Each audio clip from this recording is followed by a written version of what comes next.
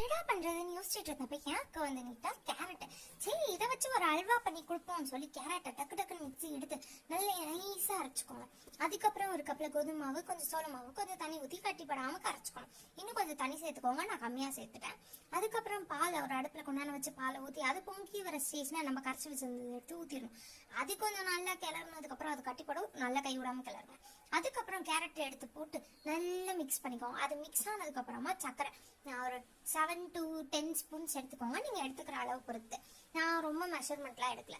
So அப்படி எடுத்து நல்லா மிக்ஸ் பண்ணதுக்கப்புறமா கொஞ்சம் அல்வா பதம் வர மாதிரி இருந்துச்சு. அப்புறம் நான் தண்ணி பத்தாதனால தண்ணி ஊற்றி, எனக்கு கோதுமை மாவு வேகணும் இல்லையா, ஸோ தண்ணி ஊற்றி நல்லா வந்து வேக வச்சோம். அதுக்கப்புறம் நெய் நான் ஒரு 4 ஸ்பூன் கிட்ட சேர்த்தேன், எடுக்கலை, பட் 4 ஸ்பூன் சேர்த்தேன்.